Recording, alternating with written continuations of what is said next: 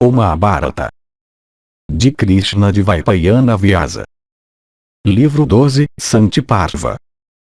Mokshadharma Parva. Capítulo 226.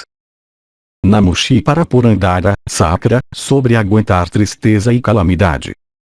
Bhishma disse, em relação a isto também é citada a antiga narrativa da conversa entre aquele de 100 sacrifícios e o Asura Namushi, ó Yudhishthira. Quando Asura Namushi, que estava familiarizado com o nascimento e a morte de todas as criaturas, estava sentado, privado de prosperidade, mas de coração imperturbado, como o vasto oceano em perfeita tranquilidade, Purandara endereçou a ele estas palavras: decaído do teu lugar, amarrado com cordas, trazido sob o domínio de teus inimigos, e privado de prosperidade, tu, ó Namushi, te entregas à dor ou passas teus dias alegremente. Namushi respondeu, por ceder a tal tristeza que não pode ser repelida, alguém somente perde o próprio corpo e alegra seus inimigos. Então, também, ninguém pode aliviar a tristeza de outro por tomar alguma parte dela sobre si. Por essas razões, ó Sacra, eu não me entrego à tristeza. Tudo isso que tu vês tem um fim. Isto é, todas as coisas são destrutíveis em vez de serem eternas. Indulgência em tristeza destrói beleza pessoal, prosperidade, vida, e a própria virtude, ó chefe das divindades. Sem dúvida, suprimindo aquela tristeza que vem sobre si mesmo e que nasce de uma disposição imprópria da mente, alguém possuidor de conhecimento verdadeiro deve refletir em sua mente a respeito daquilo que é produtivo do maior bem e que mora no próprio coração. Quando alguém coloca sua mente no que é para o seu maior bem, sem dúvida, o resultado que ocorre é que todos os seus objetivos são realizados. Como explicado anteriormente, alguém que se esforça para obter emancipação deve se dirigir ao yoga. Como uma consequência de yoga, ele adquire sem desejá-los muitos poderes extraordinários. A realização de seus objetivos então segue-se como uma coisa natural. Há um ordenador, e nenhum segundo. Seu controle se estende sobre o ser que se encontra dentro do útero. Controlado pelo grande ordenador, eu sigo como ele me determina, como água correndo por um caminho para baixo. Sabendo o que é existência e o que é emancipação, e compreendendo também que a última é superior à primeira, eu, no entanto, não me esforço para alcançá-la. Fazendo ações que tendem em direção à virtude e também aquelas que tendem para a direção oposta, eu sigo em frente como ele me determina. Alguém consegue aquelas coisas que estão ordenadas para serem conseguidas. Aquilo que é para acontecer realmente acontece. Alguém tem que residir repetidamente em tais úteros nos quais ele é colocado pelo ordenador. Ele não tem escolha na questão. Nunca fica entorpecida aquela pessoa que, quando colocada em qualquer condição específica, a aceita como aquela na qual ela foi ordenada estar. Homens são afetados por prazer e dor que vêm em turnos no decorrer do tempo. Não há ação pessoal na questão de prazer ou dor para alguém. Nisto existe tristeza, isto é, que aquele que tem aversão à tristeza se considera como ator. O sentido é este. Um homem sábio nunca se considera como ator, e então nunca sente tristeza. Qualquer tristeza que o alcança ele observa impassível e aceita como resultado do que foi ordenado. Não é assim com o homem tolo. Ele se julga o ator e considera a tristeza como o resultado de seus próprios atos. Então, ele não pode observá-la indiferente. Tristeza, portanto, se encontra em alguém se considerar como o ator, o verdadeiro ponto de vista, sendo que uma pessoa em vez de ser um ator é somente um instrumento nas mãos do grande ordenador. Entre rishis, deuses, grandes asuras, pessoas totalmente conhecedoras dos 3 Vedas, e ascetas na floresta, de quem as calamidades não se aproximam. Aqueles, no entanto, que conhecem a alma e o que não alma nunca temem calamidades. A pessoa de sabedoria, permanecendo naturalmente imóvel como Imavati, nunca cede à raiva, nunca se permite ser vinculada aos objetos dos sentidos, nunca enlanguece na tristeza ou se regozija na felicidade.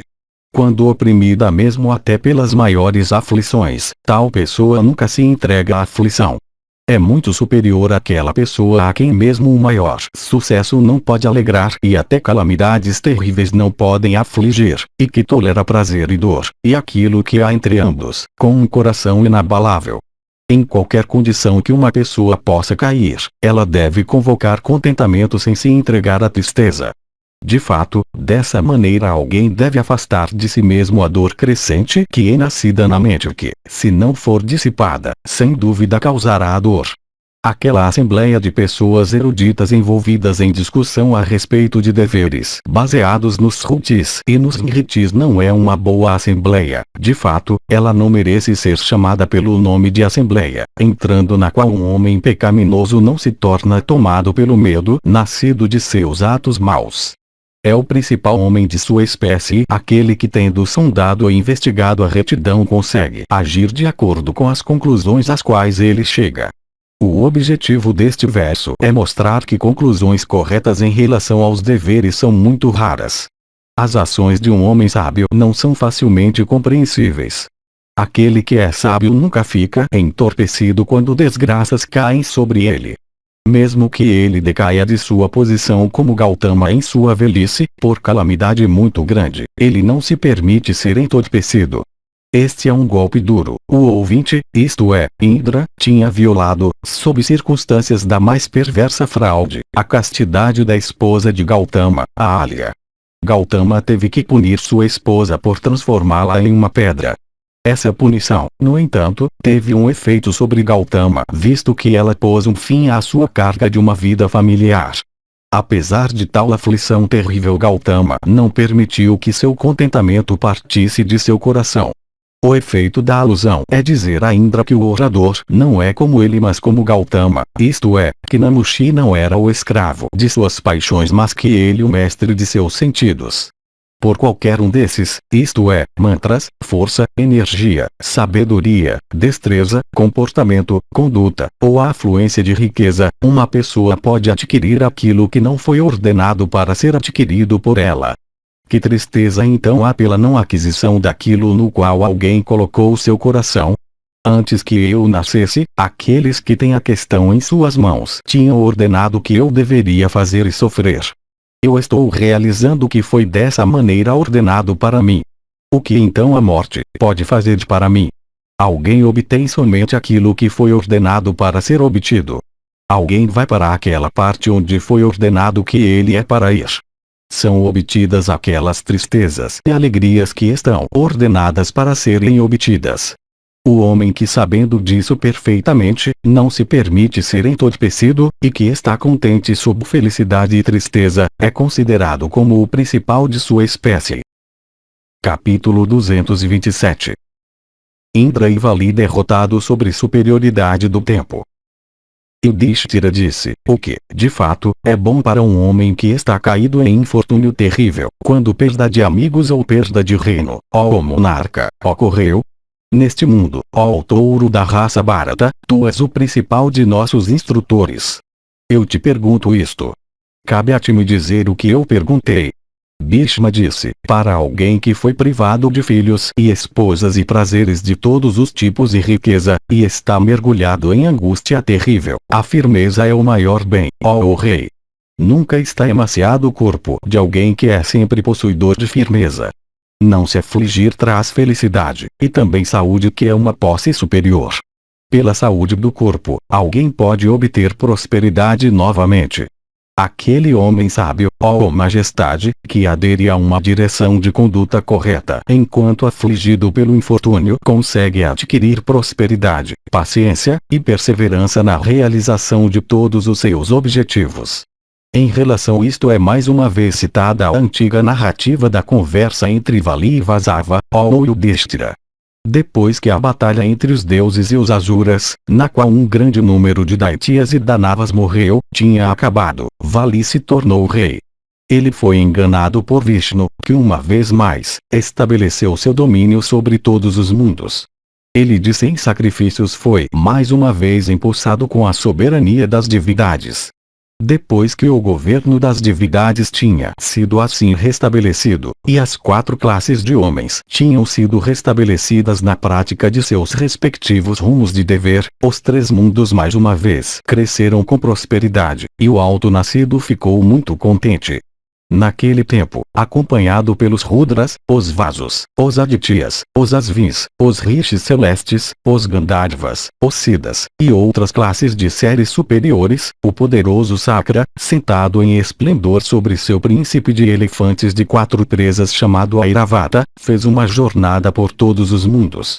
Um dia, enquanto assim empenhado, o manejador do raio viu o filho de Virochana, Vali, dentro de certa caverna de montanha no litoral. Vendo o príncipe dos Danavas, ele se aproximou dele. Vendo o chefe das divindades, isto é, Indra, assim sentado nas costas de Airavata, e cercado pelas várias classes dos celestiais, o príncipe dos Daityas não mostrou sinais de tristeza ou agitação.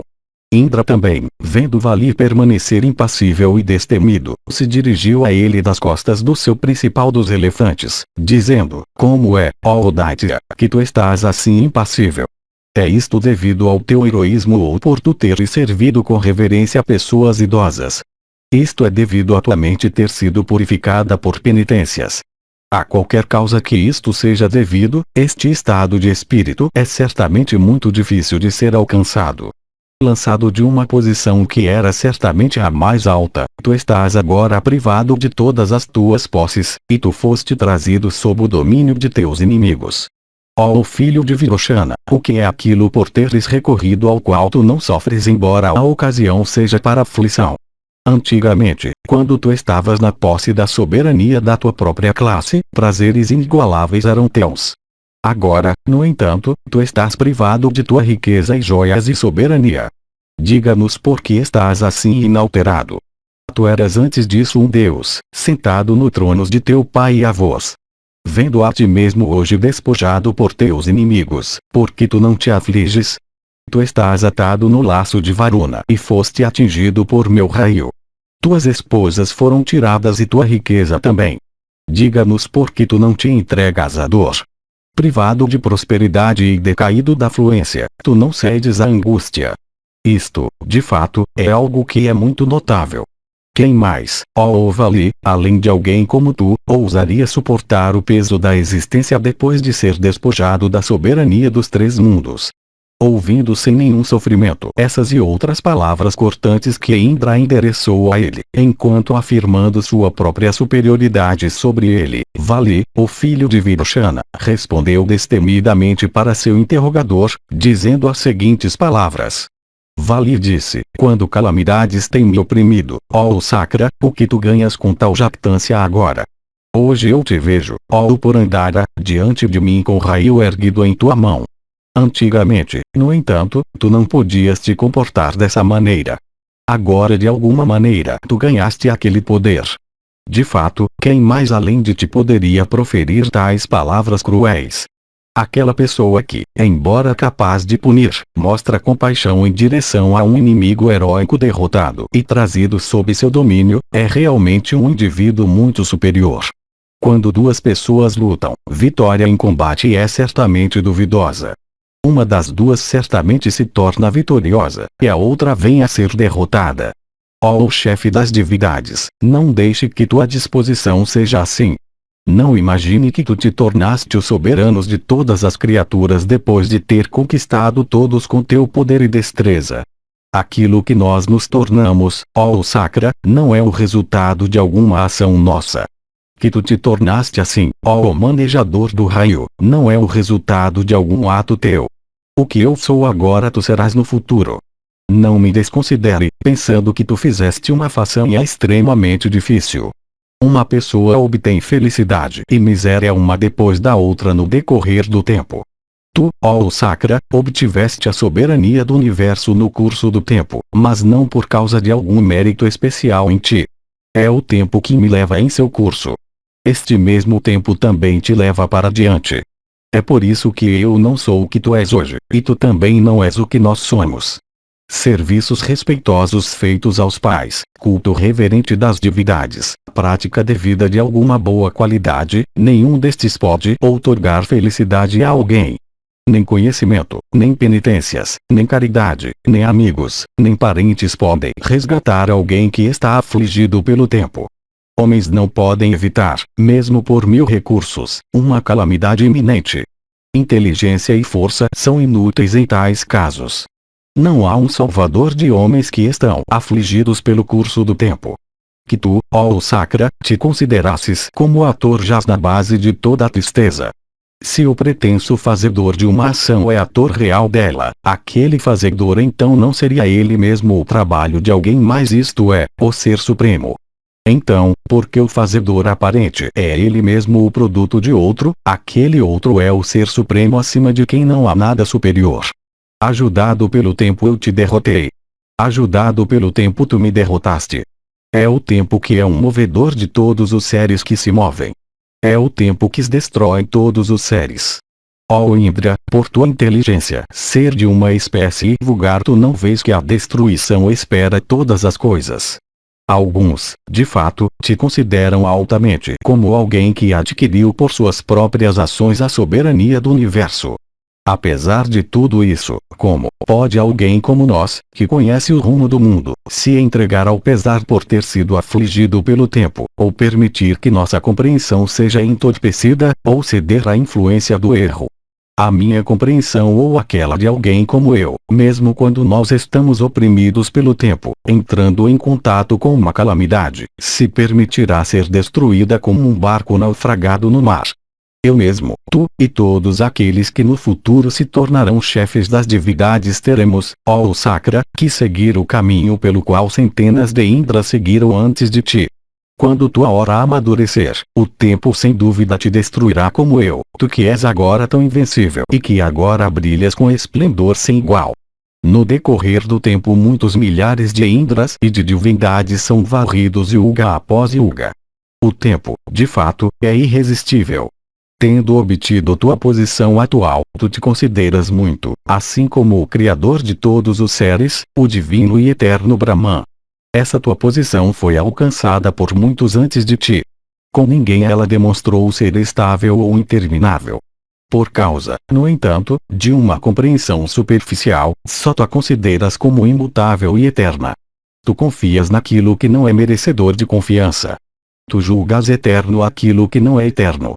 Ó chefe das divindades, alguém que está dominado e estupefato pelo tempo realmente se considera dessa maneira. Levado pela insensatez, tu consideras essa tua atual prosperidade régia como tua. Saiba, no entanto, que ela nunca é estável em relação a ti ou a mim ou outros. Ela pertenceu a inúmeras pessoas antes de ti. Passando por elas, ela agora se tornou tua.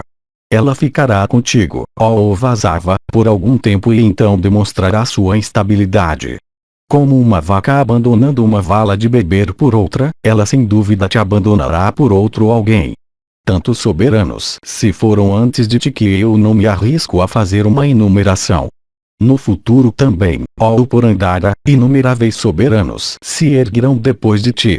Eu não vejo agora aqueles soberanos que antigamente desfrutaram dessa terra com suas árvores e plantas e pedras preciosas e criaturas vivas e águas e minas.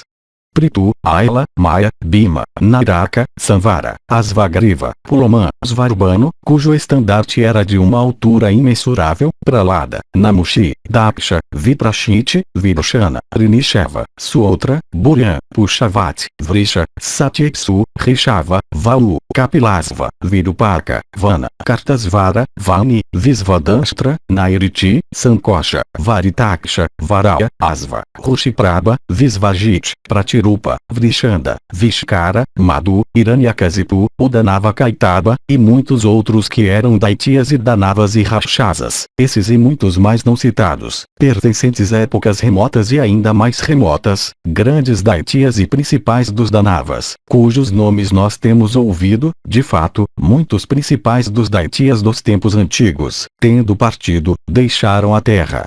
Todos eles foram afligidos pelo tempo. O tempo demonstrou ser mais forte do que todos eles. Todos eles tinham adorado o Criador em centenas de sacrifícios.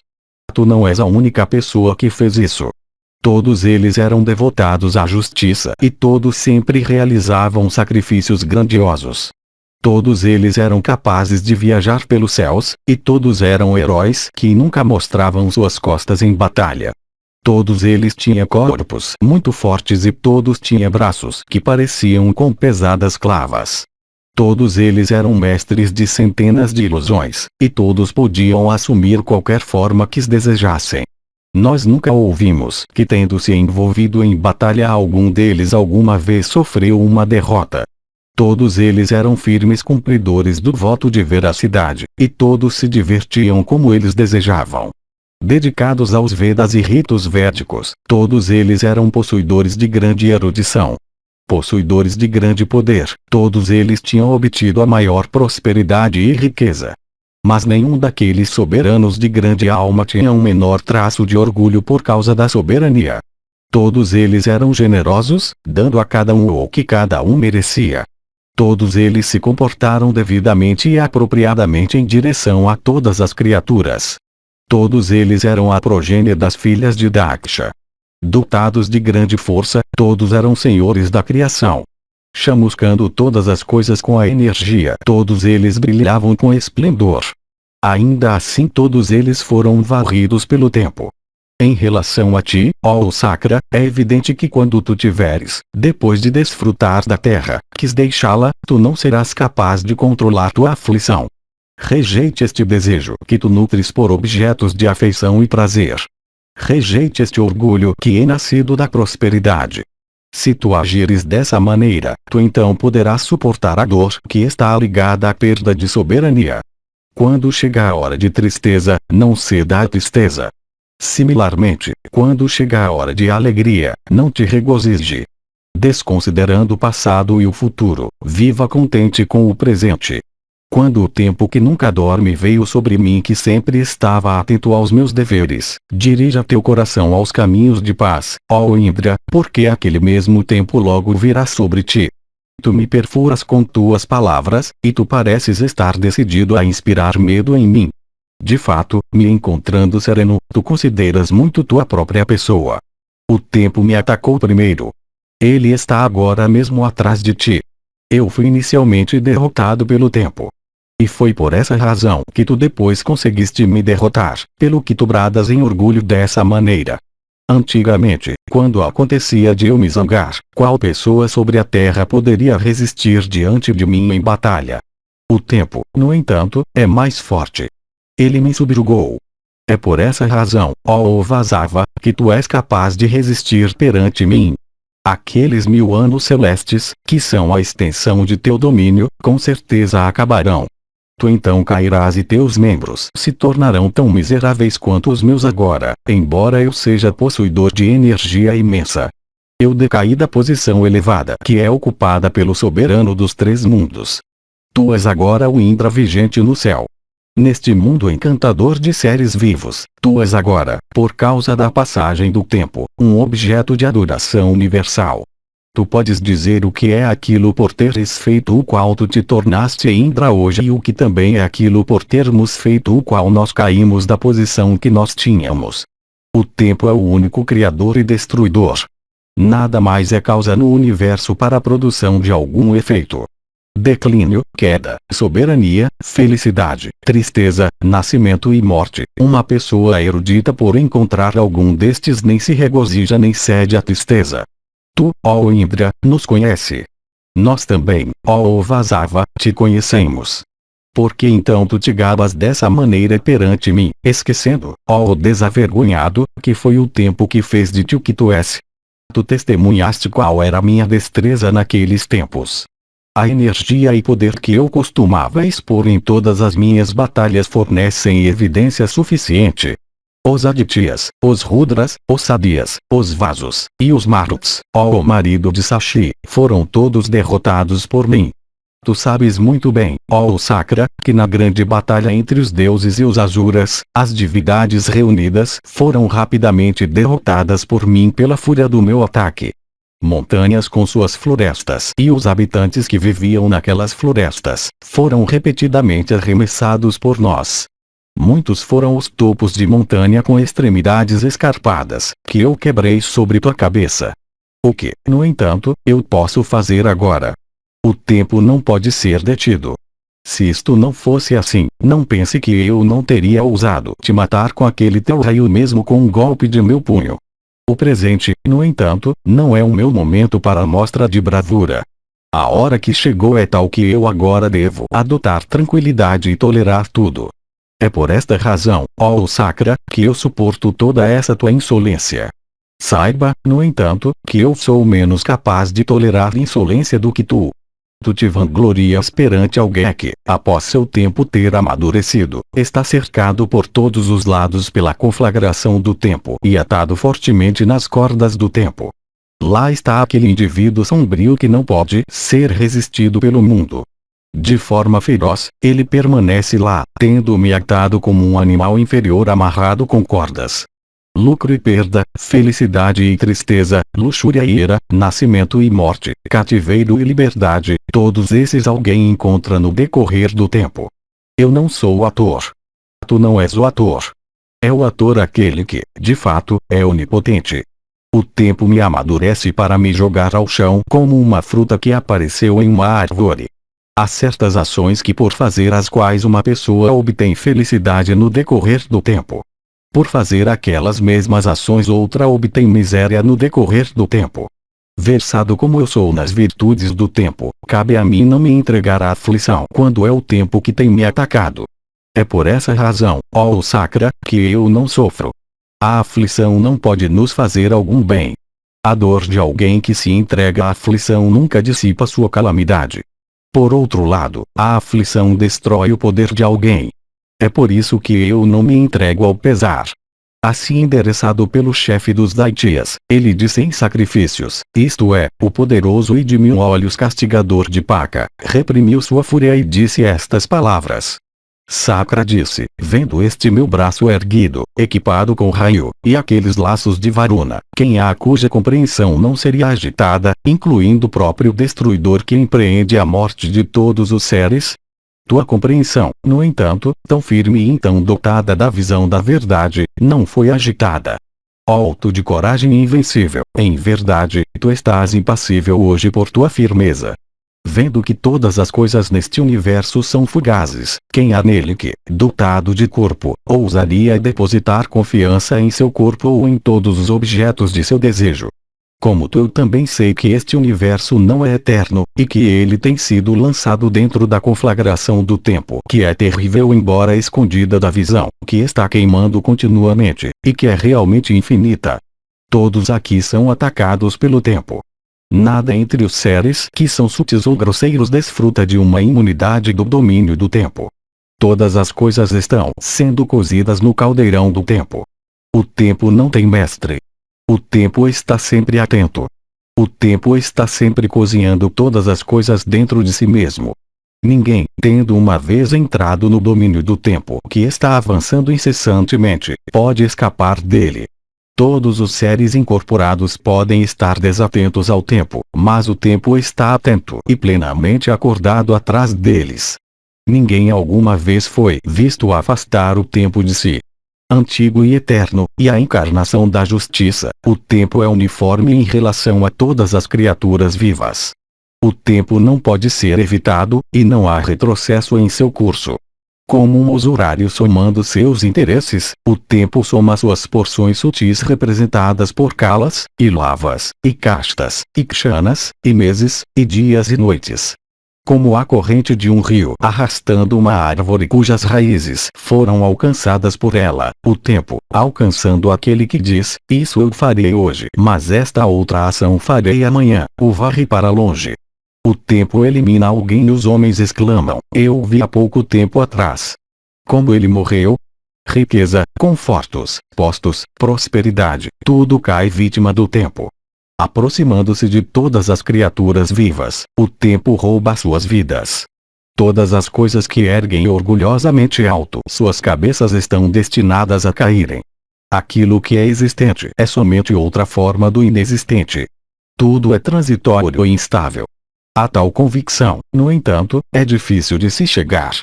Tua compreensão, tão firme e dotada de visão verdadeira, é inabalável. Tu não percebes, mesmo mentalmente, o que tu eras algum tempo atrás. O tempo que é forte, atacando o universo, o cozinha dentro de si mesmo e varre tudo sem consideração de superioridade de idade ou o oposto. Apesar disso, alguém que está sendo arrastado pelo tempo está inconsciente do laço jogado em volta de seu pescoço. As pessoas, dadas aos ciúmes e vaidade e cupidez, à luxúria, ira e medo, ao desejo, negligência e orgulho, se permitem serem entorpecidas. Tu, no entanto, conheces a verdade da existência. Tu és possuidor de erudição e dotado de sabedoria e penitências. Tu vês o tempo tão claramente como se ele fosse um imblique mirobalan fruto da groselheira espinhosa na palma de tua mão. Ó filho de Virochana, tu conheces completamente o assunto da conduta do tempo. Tu és bem versado em todos os ramos de conhecimento. Tu és de alma purificada e és o mestre perfeito de tuas paixões. Tu és, por isto, um objeto de afeição com todas as pessoas dotadas de sabedoria. Tu, com teu discernimento, compreendeste completamente o universo inteiro.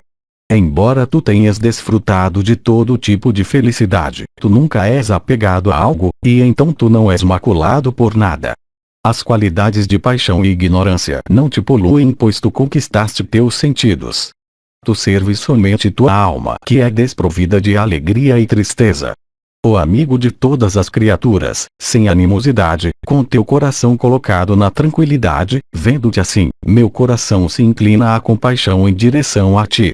Eu não desejo afligir uma pessoa culta como tu por mantê-lo em uma condição cativa. A abstenção de ferir é a religião mais elevada. Eu sinto compaixão por ti. Estes laços de Varuna, com os quais tu foste amarrado, se desatarão no decorrer do tempo em consequência do comportamento impróprio dos homens. Abençoado sejas tu, ó grande Asura. Quando a nora colocar a sogra idosa para trabalhar, quando o filho, por ilusão, mandar o pai trabalhar para ele, quando sudras tiverem seus pés lavados por brahmanas e tiverem união sexual destemidamente com mulheres de famílias regeneradas, quando homens descarregarem a semente vital em úteros proibidos, quando o refúgio de casas começar a ser carregado sobre pratos e recipientes feitos de metal branco, e quando oferendas sacrificais destinadas para as divindades começarem a ser carregadas sobre recipientes proibidos, quando todas as quatro classes violarem todas as restrições, então estes teus laços começarão, um por um, a se soltar. De nós tu não tens que temer. Espere tranquilamente. Sejas feliz. Fique livre de toda a tristeza. Que teu coração seja alegre. Que nenhuma doença seja tua. Tendo dito essas palavras para ele, o divino Indra, tendo o príncipe dos elefantes como seu veículo, deixou aquele local. Tendo derrotado todos os Asuras, o chefe das divindades se regozijou em alegria e se tornou o único senhor de todos os mundos. Os grandes rishis cantaram os louvores daquele senhor de todas as criaturas móveis e imóveis. A divindade do fogo começou mais uma vez a conduzir as libações de manteiga clarificada que eram despejadas por todos em sua forma visível, e o grande Deus se encarregou do néctar que era entregue aos seus cuidados. Seus louvores cantados pelos principais dos brahmanas engajados em sacrifícios, o senhor Indra, brilhando com esplendor, sua ira aplacada, e seu coração tranquilizado, ficou satisfeito, e, voltando para sua própria residência no céu, começou a passar seus dias em grande alegria. Essas coisas não tinham acontecido por muitos anos por causa da maldade dos Asuras. Com a vitória de Indra os sacrifícios retornaram, e com eles paz universal. Capítulo 228. Como os reis deixou os Asuras quando eles se envolveram em comportamento pecaminoso, por Indra e Narada. 8 deusas com os reis. Jaya é esperança, fé, inteligência, contentamento, vitória, progresso, clemência. Yudhishthira disse, diga-me, ó avô, as indicações de futura grandeza e futura queda a respeito de uma pessoa. Bhishma disse, apropriamente, abençoado sejas tu, indica os sintomas premonitórios da prosperidade futura e da queda futura de alguém. Em relação a isto é citada a velha história da conversa entre Srey e Sakra. Ouça, ó Yudhishthira. O grande asceta Narada, de energia cuja refulgência é tão incomensurável quanto o próprio Brahma, com seus pecados todos destruídos, capaz de ver pela prosperidade de suas penitências este outro mundo ao mesmo tempo, e igual aos rishis celestiais na região do Criador, vagava de acordo com sua vontade pelo mundo triplo. Um dia, levantando-se ao amanhecer, ele desejou realizar suas abluções, e para aquele propósito foi ao rio Ganga, onde ela saía da passagem conhecida pelo nome de Dhruva e mergulhava na corrente. Naquele momento Indra de 1000 olhos também, o manejador do raio, e o matador de Samvara e Paka, chegou na mesma margem onde Narada estava. O rishi e a divindade, ambos de alma sob perfeito controle, terminaram suas abluções, e tendo completado suas recitações silenciosas, sentaram juntos. Eles usaram a hora para recitar e escutar as narrativas excelentes faladas pelos grandes rishis celestes descritivas de muitos feitos bons e excelentes. De fato, com a atenção concentrada os dois estavam envolvidos em tal conversa agradável sobre história antiga. Enquanto sentados lá, eles viram o sol nascente lançando seus 1000 raios retos diante dele. Vendo o orbe inteiro, ambos ficaram de pé e cantaram seus louvores. Justamente naquela hora eles viram no céu, em uma direção oposta àquela da estrela nascente do dia, um objeto luminoso, resplandecente como fogo ardente e parecendo ser uma segunda estrela do dia. E eles viram, ó Bharata, que aquele objeto luminoso estava gradualmente se aproximando na direção de ambos. Viajando sobre o veículo de Vishnu adornado com Garuda e próprio Surya, aquele objeto brilhava com esplendor inigualável, e parecia iluminar os 3 mundos. O objeto que eles viram era ninguém mais do que a própria Srey, acompanhada por muitas apsaras dotadas de beleza esplêndida. De fato, ela mesma aparecia com um grande disco solar, possuindo uma refulgência parecendo aquela do fogo. Enfeitada com ornamentos que pareciam com estrelas verdadeiras, ela usava uma coroa que parecia uma guirlanda de pérolas. Indra viu aquela deusa chamada Padma tendo sua habitação em meio a lótus. Descendo de seu principal dos carros, aquela dama sem igual começou a se aproximar do Senhor dos 3 mundos e do rishi celeste Narada. Seguido por Narada, Magavati também procedeu em direção àquela dama. Com mãos unidas, ele se apresentou para ela, e versado como ele era em todas as coisas, ele a adorou com reverência e sinceridade nunca superadas. As adorações terminadas, o Senhor dos Celestiais, ó Rei, dirigiu-se a Srey nas seguintes palavras. Sakra disse, ó tu de doces sorrisos, quem, de fato, és tu e para que assunto tu vieste aqui? Ó tu de belas sobrancelhas, de onde tu vieste e para onde tu irás, ó dama auspiciosa? Rei disse, nos 3 mundos cheios de sementes auspiciosas, todas as criaturas, móveis e imóveis, se esforçam de todo o coração para ganhar uma associação comigo. Eu sou aquela Padma, aquela Srey enfeitada com lótus, que surgiu do lótus que floresce ao toque dos raios de Surya, para a prosperidade de todas as criaturas. Eu sou chamada Lakshmi, Bhuti, Srey, ó matador de Vala. Eu sou fé, eu sou inteligência, eu sou afluência, eu sou vitória, e eu sou imutabilidade. Eu sou paciência, eu sou sucesso, eu sou prosperidade. Eu sou Svaya, eu sou Svada, eu sou reverência, eu sou destino, e eu sou memória. Eu moro na vanguarda e nos estandartes dos soberanos vitoriosos e virtuosos, como também em suas casas e cidades e domínios. Eu sempre resido, ó matador de Vala, com aqueles principais dos homens, isto é, heróis ofegantes depois da vitória e que não fogem da batalha. Eu também resido sempre com pessoas que são firmemente ligadas à virtude, que são dotadas de grande inteligência, que são devotadas a Brahma, que são sinceras em palavras, que possuem humildade, e que são generosas. Antigamente, eu morava com os Asuras por minha disposição de ser segurada por verdade e mérito. Vendo, no entanto, que os Asuras assumiram naturezas adversas, eu os deixei então e desejo residir em ti. Sakra disse, ó tu de rosto formoso, por qual comportamento dos Asuras tu moraste com eles? O que tu viste lá pelo qual tu vieste para cá, tendo abandonado os Daitias e os Danavas? O rei disse: eu me ligo firmemente àqueles que são dedicados aos deveres de sua própria classe, aqueles que nunca abandonam a paciência, aqueles que têm prazer em andar pelo caminho que leva ao céu. Eu sempre resido com aqueles que são eminentes por generosidade, por estudo das escrituras, por sacrifícios, por outros ritos escriturais, e por culto de pitris, divindades, preceptores, mais velhos, e convidados. Antigamente, os Danavas costumavam manter suas residências limpas, manter suas mulheres sob controle, despejar libações no fogo sacrificial, servir respeitosamente seus preceptores, reprimir suas paixões, ser obedientes aos Brahmanas, e ser sinceros em palavras.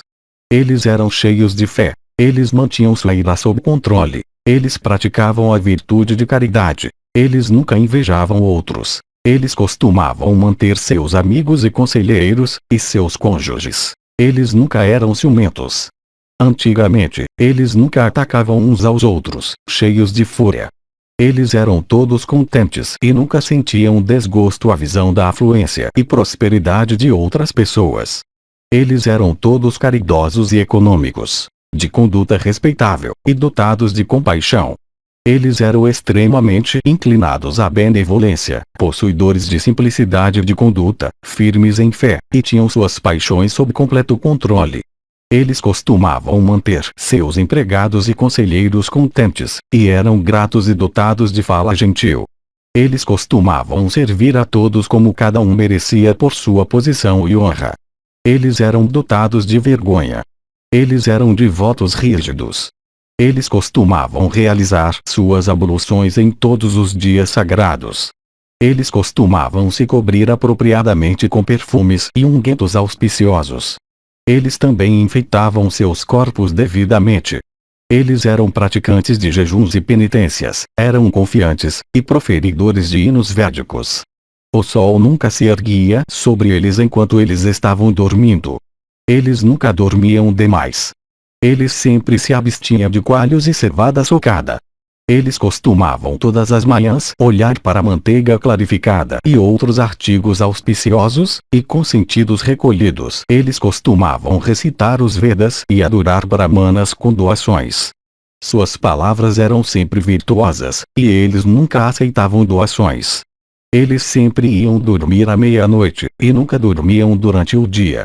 Eles sempre gostavam de mostrar compaixão pelos afligidos, pelos desamparados, idosos, fracos, doentes, e mulheres, e desfrutavam de todas as suas posses por dividi-las com eles. Eles sempre costumavam compreender e confortar os agitados, os tristes, os ansiosos, os apavorados, os doentes, os fracos e emaciados, os roubados, e os aflitos. Eles seguiam os ditames de virtude e nunca feriam uns aos outros. Eles eram propensos e bem dispostos para ações de todos os tipos que mereciam ser realizadas. Eles costumavam cuidar e servir com reverência aos indivíduos superiores e idosos. Eles adoravam devidamente os pitris, as divindades, e convidados, e comiam todos os dias o que era deixado depois de satisfazer estes. Eles eram firmemente dedicados à verdade e penitências. Nenhum entre eles comia sozinho algum alimento que fosse bom, e nenhum deles tinha relações sexuais com cônjuges de outras pessoas. Em relação à compaixão, eles se comportavam em direção a todas as criaturas como em direção a si mesmos. Eles nunca permitiam a emissão da semente vital no espaço vazio, em animais inferiores, em úteros proibidos, ou em dias sagrados. Eles eram sempre notáveis por doações, por inteligência, por simplicidade, por esforço auspicioso, por humildade, por cordialidade, e por clemência. E, ó o pujante, verdade, caridade, penitência, pureza, compaixão, palavras gentis e ausência animosidade em direção a amigos, todos estes estavam sempre neles. Inatividade, procrastinação, mau humor, inveja, falta de previsão, descontentamento, melancolia, e cobiça nunca os assaltavam. Pelos Danavas terem sido notáveis por essas boas qualidades, eu morei com eles desde o início da criação por muitos yugas juntos. Os tempos foram alterados, e aquela alteração ocasionou uma alteração no caráter dos Danavas. Eu vi que a virtude e a moralidade os abandonaram e eles começaram a ser dominados por luxúria e ira.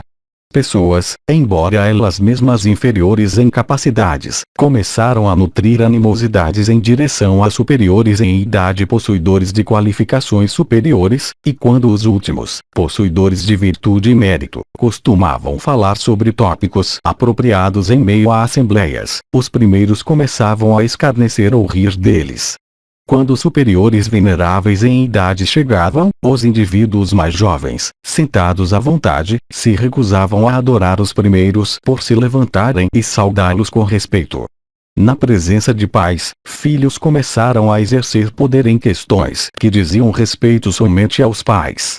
Aqueles que não estavam em recebimento de pagamentos aceitavam o serviço e proclamavam o fato desavergonhadamente.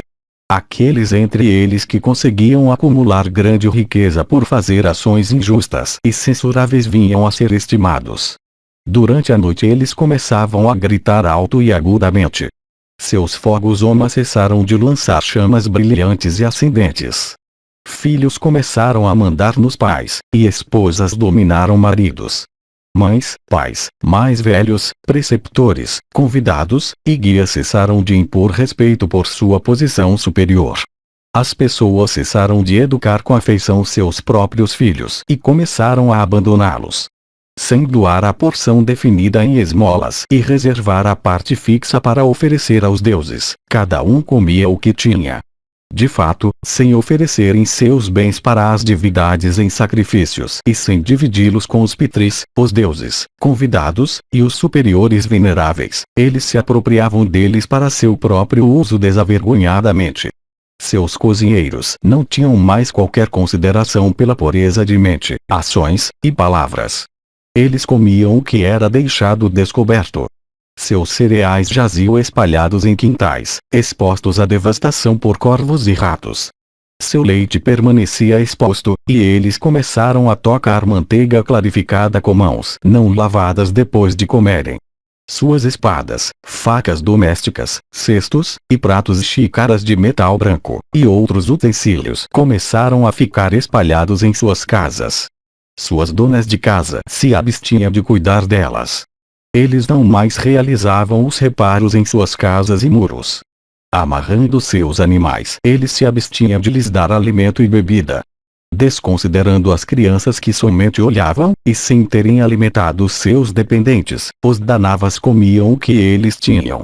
Eles começaram a preparar paiasa, pudim de arroz cozido em leite adoçado e crisara leite, gergelim e arroz e pratos de carne e bolos e sashkuli torta feita de arroz ou cevada cozida em água adoçada, não para deuses e convidados, mas para seus próprios escravos, e começaram a comer a carne de animais não mortos em sacrifícios. Eles costumavam dormir até depois de o sol ter nascido. Eles faziam noite de suas manhãs. Dia e noite disputas e discussões aumentavam em todas as casas deles. Aqueles que não eram respeitáveis entre eles não mostravam mais qualquer respeito por aqueles que mereciam respeito enquanto os últimos estavam sentados em algum lugar. Afastados de seus deveres definidos, eles pararam de reverenciar aqueles que tinham se dirigido para as florestas para levarem uma vida de paz e contemplação divina. A mistura de castas começou livremente entre eles. Eles pararam de cuidar da pureza do corpo ou da mente. Brahmanas eruditos nos Vedas cessaram de impor respeito entre eles. Aqueles também que desconheciam os rishis não eram condenados ou punidos. Ambos eram tratados em uma posição de igualdade, isto é, aqueles que mereciam respeito e aqueles que não mereciam respeito. Suas empregadas se tornaram pecaminosas em comportamento, e começaram a usar colares de ouro e outros ornamentos e mantos finos, e costumavam permanecer em suas casas ou ir embora perante seus próprios olhos. Eles começaram a derivar grande prazer de esportes e diversões nos quais suas mulheres eram vestidas como homens e seus homens como mulheres. Aqueles entre seus antepassados que eram ricos tinham feito doações de riquezas para pessoas dignas. Os descendentes dos doadores, mesmo quando em condições prósperas, começaram a retomar, por sua incredulidade, aquelas doações. Quando dificuldades ameaçavam a realização de algum propósito e amigo procurava o conselho de amigo, aquele propósito era frustrado pelo último, mesmo se ele tivesse um menor interesse que lhe servisse por frustrá-lo. Mesmo entre as suas melhores classes tinham aparecido comerciantes e negociantes em bens, com a intenção de tirar a riqueza de outros. Os sudras entre eles tinham se dedicado à prática de penitências. Alguns entre eles tinham começado a estudar, sem elaborarem quaisquer regras para regular suas horas de alimentação. Outros começaram a estudar, criando regras que eram inúteis. Discípulos se abstiveram de prestar obediência e serviço a preceptores. Preceptores também vieram a tratar discípulos como companheiros cordiais. Pais e mães estavam esgotados com trabalho, e se abstinham de se divertir em festas. Pais em velhice, privados de poder sobre filhos, eram forçados a mendigar seu alimento dos últimos. Entre eles, mesmo pessoas de sabedoria, conhecedoras dos Vedas, e parecendo com o próprio oceano em gravidade de comportamento, começaram a se dirigir à agricultura e outras ocupações semelhantes. Pessoas analfabetas e ignorantes começaram a ser alimentadas em sradas. Nenhum mérito se vincula ao ato de alimentar uma pessoa ignorante. Todas as manhãs, discípulos, em vez de se aproximarem de preceptores para fazerem perguntas respeitosas para averiguar quais ações esperam realização e para procurar as ordens que eles têm que cumprir, são eles mesmos servidos por preceptores que cumprem aquelas funções. Noras, na presença das mães e pais de seus maridos, repreendem e castigam servos e empregadas, e chamando seus maridos os repreendem e criticam. Pais, com grande cuidado, procuram manter filhos em bom humor, ou dividindo por medo sua riqueza entre os filhos, vivem em miséria e aflição. Mesmo pessoas desfrutando da amizade das vítimas, vendo as últimas desprovidas de riqueza em incêndios ou por ladrões ou pelo rei, têm começado a se entregarem ao riso por sentimentos de zombaria. Eles se tornaram ingratos e incrédulos e pecaminosos e viciados em uniões adúlteras até com as esposas de seus preceptores. Eles têm se dirigido a comer alimento proibido. Eles têm ultrapassado todos os limites e restrições. Eles ficaram desprovidos daquele esplendor que os tinha distinguido antes. Por essas e outras indicações de má conduta, e a inversão de sua natureza anterior, eu não irei, ó chefe dos deuses, morar mais entre eles. Eu, portanto, vim a ti por minha própria vontade. Receba-me com respeito, ó marido de Sashi. Honrada por ti, ó chefe dos celestiais, eu receberei honra de todas as outras divindades. Lá, onde eu residir, há 7 outras deusas com Jaya como sua oitava, que me amam, que estão inseparavelmente associadas comigo, e que dependem de mim, desejam viver. Elas são esperança, fé, inteligência, contentamento, vitória, progresso, e bondade. Aquela que forma a oitava, isto é, Jaya, ocupa o lugar principal entre elas, ó castigador de Paka. Todas elas e eu mesma, tendo abandonado os Asuras, viemos para teus domínios. Nós iremos, de agora em diante, residir entre as divindades que são devotadas à retidão e fé.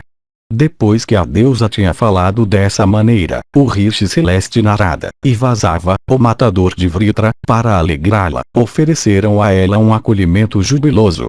O deus do vento, aquele amigo de Agni, então começou a soprar gentilmente pelo céu, carregando odores deliciosos, refrescando todas as criaturas com quem ele entrava em contato, e contribuindo para a felicidade de cada um dos sentidos. Todas as divindades, ouvindo as notícias, se reuniram em um local puro e agradável e esperaram lá na expectativa de ver Magavat sentado com Lakshmi ao lado dele. Então o chefe dos deuses, de 1000 olhos, acompanhado por Srei e seu amigo o grande Rishi, e sobre um carro esplêndido puxado por cavalos verdes, entrou naquela assembleia de celestiais, recebendo honra de todos. Então o grande Rishi Narada, cuja destreza era conhecida por todos os celestiais, observando um sinal que o manejador do raio fez e que a própria Srei aprovou, saudou a chegada da deusa lá e proclamou-a como extremamente auspiciosa. O céu se tornou claro e brilhante, e começou a chover néctar sobre a região do avô alto-nascido. Os timbales celestes, embora tocados por ninguém, começaram a tocar, e todos os pontos do horizonte, ficando sem nuvens, pareciam flamejar com esplendor. Indra começou a despejar chuva sobre colheitas que começaram a aparecer cada uma em sua estação apropriada. Ninguém então se desviou do caminho da retidão. A terra ficou adornada com muitas minas cheias de joias e pedras preciosas, e o canto de recitações védicas e outros sons melodiosos aumentaram na ocasião daquele trunfo dos celestiais. Seres humanos, dotados de mentes firmes, e todos aderidos ao caminho auspicioso que é trilhado pelos virtuosos, começaram a ter satisfação em ritos védicos e em outros ritos e atos religiosos. Homens e deuses e quinaras e yakshas e rakshasas todos vieram a ser dotados de prosperidade e contentamento. Nenhuma flor, o que dizer então de frutos, caiu prematuramente de uma árvore mesmo se o deus do vento a sacudisse com força. Todas as vacas começaram a produzir leite fresco sempre que ordenhadas por homens, e palavras cruéis e duras cessaram de ser proferidas a qualquer um. Aqueles que, pelo desejo de progresso, se aproximarem perante assembleias de brahmanas, e lerem essa narrativa da glorificação de Srei por todas as divindades com Indra em sua chefia, divindades que são competentes para conceder todos os desejos, conseguem obter grande prosperidade. Essas então, ó o chefe dos Kurus, são as principais indicações de prosperidade e adversidade.